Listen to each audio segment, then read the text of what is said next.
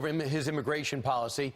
He tweeted this, and you're seeing it. That's right. We need a travel ban for certain dangerous countries, not some politically correct term that won't help us protect our people. But there's a bill stuck in the House. He can get us there right now. It could have stopped terrorists like the Boston bombers who came, left, and came back again. Here to explain this is the chairman of the House Committee on Rules, Texas Republican Congressman Pete Sessions. Always great to see you, Congressman. I haven't seen you since the Super Bowl in person. But when it comes to this, how can this help us?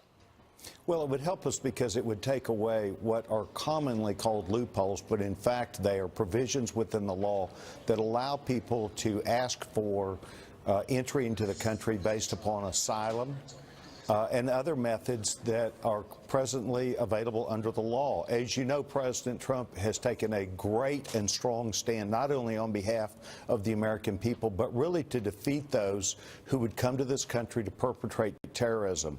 However, we must close all the loopholes, give Secretary Kelly the tools that he needs, and to make sure that we protect this border by those who would come to this country under, I think, false pretenses. So I want to give everyone at home an idea of what's on the books and what's been proposed. This was back in 2015, this Protection Act. It says terminate the refugee or asylum status of the alien who, without a compelling reason, returns to the country of such alien's nationality, or in the case of an alien having nationality, returns to the country in which the alien last habitually resided and applied for such status because of persecution, of well-founded fear of persecution. So, for example, if you say you're persecuted and you come here on foot, if you say the quote, I have fear of persecution, you get to stay. But if not only is that going to be tough, you want to deal with that, but for the people that go back home again, you can't come back because it shows you made it up. Well, every bit of that is certainly a circumstance, but the bottom line is the law allows people who come here to be able to make these claims and to have automatic entry, receive a lawyer, have a hearing, and go through a process. And perhaps that's important. What we want to do is take away these reasons why people are automatically allowed these provisions. And you understand also they're provided a lawyer, and I'm sure they're coached along the way. So these are not just loopholes, they're actual circumstances when you look at the Boston bombers. And Chairman, Boston bombers were exactly the same circumstance. Yeah, they went back. They evidently got training and then came back. The FBI talked to them and still let them stay. And then we know what they did at the marathon. What you're doing, what you're also saying, Chairman, is for those people who want to be American citizens, who got in line or are going through the process the right way, this is respecting them and showing them, hey, I appreciate that you're going through our process and you're not trying to circumvent it.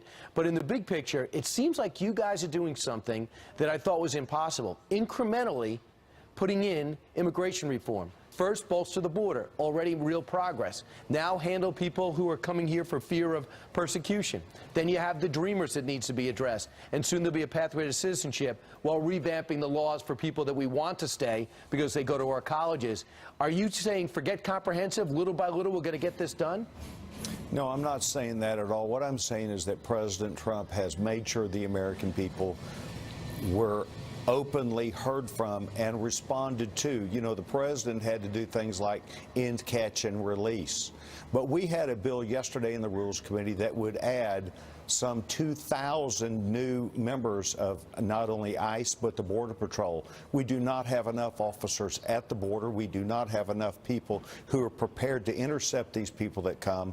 We have, over time, from President Obama, seen the number of people dwindle and their responsibilities dwindle. So we've got to build back our frontline forces. President Trump is on not only line to do this, but making sure Congress is going to fund these people. We're getting our job done. Real quick, 10-second answer. What's holding it up?